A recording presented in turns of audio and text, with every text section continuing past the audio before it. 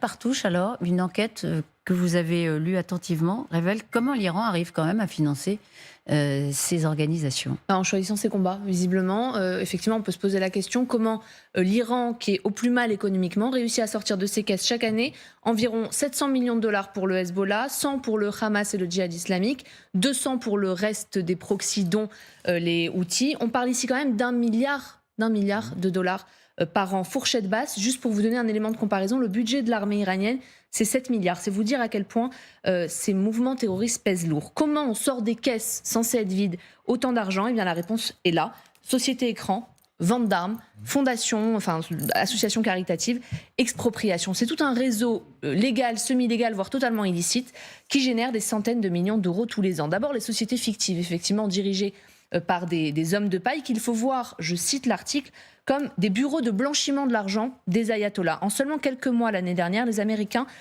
ont suivi l'arrivée d'au moins 160 millions de dollars dans les comptes de ces sociétés en seulement quelques mois. Et le pire, c'est que c'est totalement légal puisque la législation économique plutôt libérale en Iran permet justement d'ouvrir des sociétés et de mettre des prête-noms.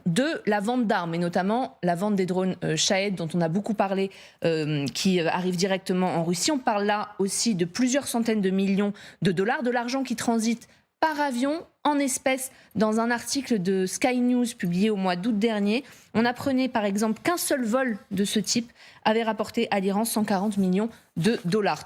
Espèces donc. En 140 espèces. millions d'euros en espèces. Et ça passe bien évidemment sous les radars.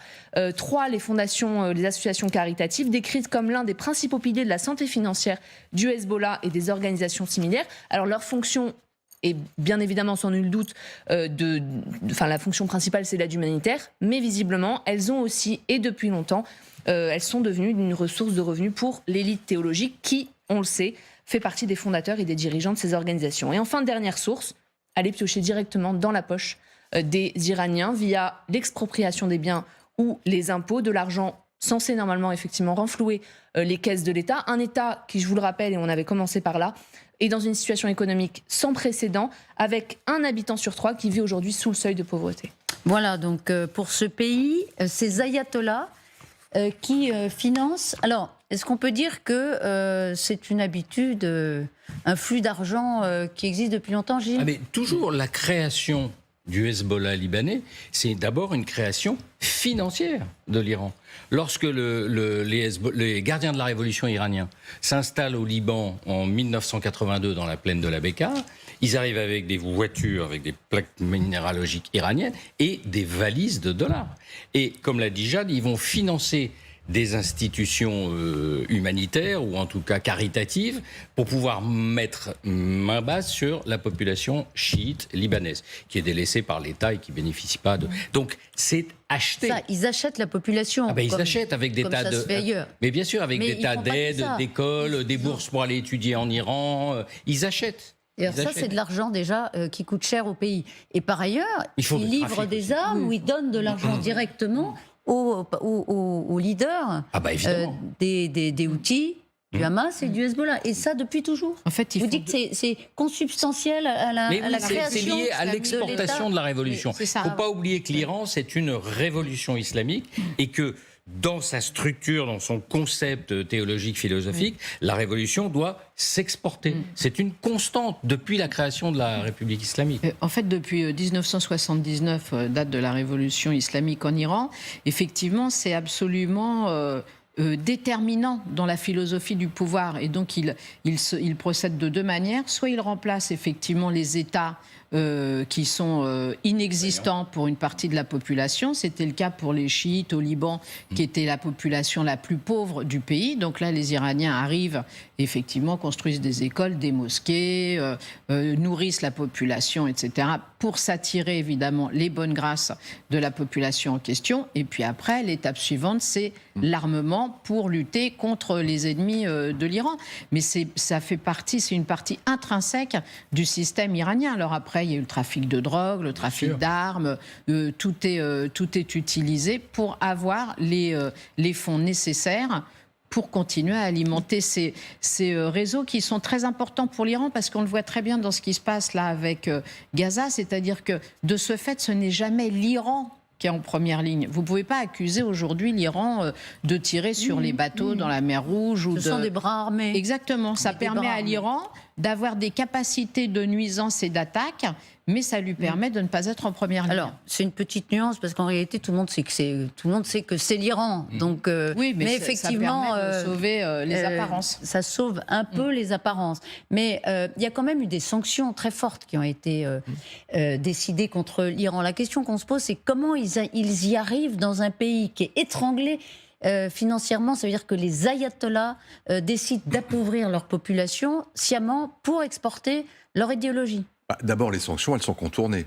Oui. Et ça fait quand même plusieurs décennies que les sanctions sont contournées, notamment sur le pétrole, et grâce notamment à deux alliés fondamentaux, j'allais dire aujourd'hui, de l'Iran, que sont la Chine et la Russie, qui, il y a encore 20 ans, faisaient partie de la communauté internationale qui sanctionnait l'Iran au Conseil de sécurité des Nations Unies.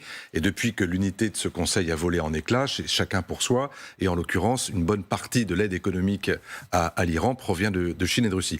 Deuxièmement, il n'y a pas que l'Iran qui finance ces proxys. Vous avez aussi, par exemple, pour le Hamas à Gaza, le Qatar qui fait les fins de mois, oui, si je puis dire. Le Qatar n'a pas de problème d'argent. Le Qatar a beaucoup d'argent. Oui. Mais le Qatar, ainsi qu'une bonne partie précisément du monde des affaires lié au régime en Iran, fait fonctionner de façon absolument incroyable ces fameuses fondations qui sont toutes plus ou moins contrôlées par les gardiens de la Révolution et qui font du capitalisme, c'est-à-dire qu'ils investissent, ils créent des sociétés et ils fonctionnent de façon, j'allais dire, presque consubstantielle avec l'économie de bazar qu'est l'économie iranienne, qui est à la fois un régime effectivement théocratique avec ses propres autorités, mais qui est en même temps ultra libéral, très libéral, extrêmement le bazar libéral. De Téhéran. Et donc, qu'est-ce qu'il y a dans le bazar de Téhéran? Non, mais le commerce, c'est la loi du commerce. L'Iran n'est pas un pays pauvre au sens qui ne produit rien. Il est faussement pauvre. Il produit des choses. Prenez par exemple l'économie de la pistache, qui est quand même le premier exportateur mondial de pistache, c'est l'Iran. Or, une partie des revenus de cette économie, il va dans les fondations, il va dans le régime, et il va aussi dans le financement d'un certain nombre d'organisations, y compris étrangères. Donc c'est tout ça à la fois.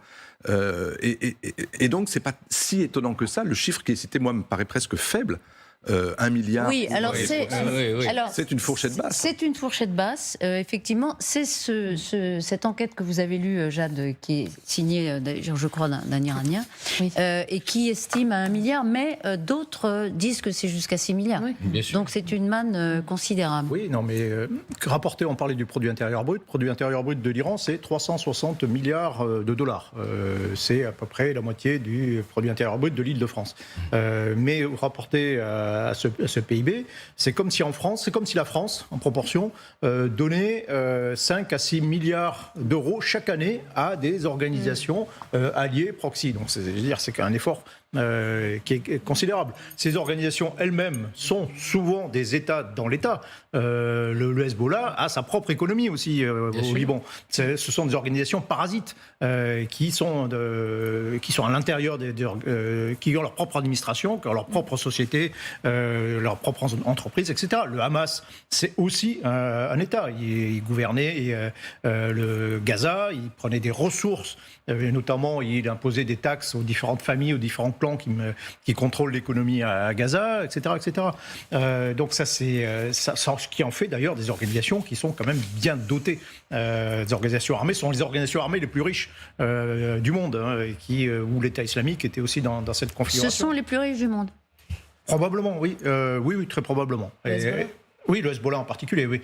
Et donc, à partir de là, elle développe des moyens militaires considérables, qui à la dimension d'un État, pratiquement. Juste un dernier point, oui, ça fait depuis l'origine que l'Iran fonctionne sur ces deux économies parallèles. Au passage, c'est évidemment un grand État pétrolier, et ses ressources seraient beaucoup plus importantes s'il n'était pas soumis aux sanctions, mais il a quand même réussi à maintenir une forme d'économie un peu bricolée, avec une part de l'économie grise qui est considérable. Au passage, je rappelle que dans les années 80, la France avait un petit peu profité, et que c'était ce qu'on appelle l'affaire Luchaire. C'est-à-dire qu'alors même qu'on était en confrontation avec l'Iran, que l'Iran organisait via des proxys libanais des attentats à Paris, nous attaquer au Liban, tuer nos soldats, tuer notre ambassadeur, prendre des otages, il y a quand même des gens qui ont trouvé le moyen de vendre des obus à l'Iran, en partie pour financer le Parti socialiste de l'époque. Voilà, donc... Les circuits, effectivement, extrêmement sombres à l'époque de financement des partis politiques. Il y a eu une loi depuis, mais... Oui. Vous faites bien de rappeler ces turpitudes. On soutenait Saddam Hussein à l'époque, militairement. Voilà, non mais... Il est à fond son ennemi, Saddam Hussein. Alors là, si on fait tous les mea culpa de la politique internationale jusqu'à aujourd'hui, on y passerait la nuit. Mais est-ce que la société israélienne, vous nous dites tous, c'est intéressant, c'est encore une fois consubstantiel à cette révolution islamique. Oui. Est-ce que donc, du coup, pour la population iranienne, pour les Iraniens qui tirent la langue économiquement, c'est pas un problème, tout ça est tout à fait accepté comme un mal nécessaire ou comme... non dans tous les mouvements de protestation qu'il y a eu depuis 2009 en Iran, une bonne partie des slogans, à l'époque, étaient non seulement des slogans contre le régime, mais c'était surtout contre, précisément, l'argent qui était utilisé par l'Iran pour financer ses proxys. Sur le thème, mais pourquoi est-ce que tout cet argent va au Hezbollah? Pourquoi est-ce qu'on ne réinvestit pas dans l'économie nationale? Avec ce sentiment qu'il y avait une forme de destin qui leur était volé par cette entreprise, finalement, qui servait à financer l'exportation de la révolution dont parle Gilles. Je rajoute un dernier point sur l'enrichissement du régime de Téhéran. Une bonne partie de ce financement vient aussi du trafic de drogue, et notamment de Captagon.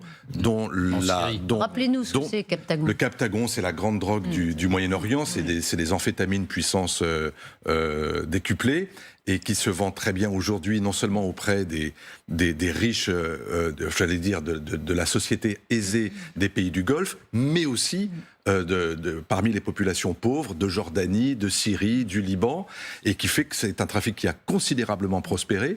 Les voisins aujourd'hui de la Syrie, qui est la plaque tournante de ce trafic, s'en plaignent amèrement. L'une des raisons pour lesquelles le roi de Jordanie est allé à Damas récemment, c'était pour se plaindre du fait qu'il ne pouvait pas faire face à l'expansion de ce trafic, et qui génère, pour le coup, énormément d'argent. Alors c'est très difficile. Là, il y a des labos en Iran qui produisent du Captagon. En Iran, non. En Syrie, oui. En Syrie, oui.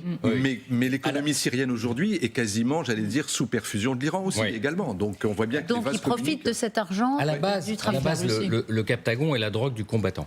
C'est-à-dire que pendant la révolution syrienne, les combattants fonctionnaient avec ces amphétamines.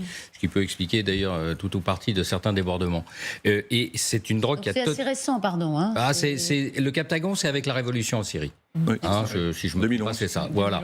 Et après, ça a inondé totalement la société, étant donné l'accoutumance liée à ça. Et comme l'a dit François, ça a inondé notamment le Golfe, et l'Arabie Saoudite est furieuse de ce trafic qui pervertit complètement sa jeunesse. Mais qui permet de financer, au final, ces milices terroristes. Mais même le Hezbollah, il y avait eu des affaires très très tôt dans fin des années 90 où le Hezbollah gérait des trafics de drogue en Amérique latine. Est-ce que les ayatollahs s'en mettent plein les poches ? Est-ce qu'au passage de ce financement des terroristes, on a une société... Alors, il y a une aristocratie, une grande bourgeoisie iranienne. Hein, bien sûr. Pour ceux qui ont eu la chance d'aller à Téhéran, il y a des quartiers où ça va bien. Et les ayatollahs... Vous êtes protégés par les gardiens de la Révolution, d'ailleurs. Pardon ? Et où vous êtes protégés par les gardiens de la Révolution. Mais est-ce que les ayatollahs sont connus aussi pour une corruption active qui leur permet de s'enrichir personnellement ? Ou de ce point de vue-là, non, il n'y a pas de débordement, si je puis dire. Non. Dans le sens où c'est un instrument de pouvoir, l'argent, bien évidemment. Bien évidemment. Bien évidemment, dans le sens où ils ont les clés sur toutes les... Ce sont les gardiens de la Révolution qui tiennent. Et les gardiens de la Révolution travaillent pour les ayatollahs. Oui, bien sûr, ils sont plus puissants d'ailleurs, d'une certaine façon. En même temps, les ayatollahs ce sont en même temps des fonctionnaires. Ce sont en même temps des gens qui disent, j'allais dire, qui traduisent ou qui interprètent la religion, en même temps, on les retrouve pratiquement dans les conseils d'administration de toutes les fondations qu'on vient d'évoquer. Donc, encore une fois, ce sont des sociétés qui sont pour nous assez opaques parce que personne n'est... Enfin, on ne peut pas attribuer une seule fonction à un seul individu. Les ayatollahs, les politiques, les élus appartiennent à plusieurs mondes différents. Et donc, oui, j'imagine que leurs revenus viennent de plusieurs sources. Il n'y a pas uniquement l'État, parce que c'est une théocratie aussi.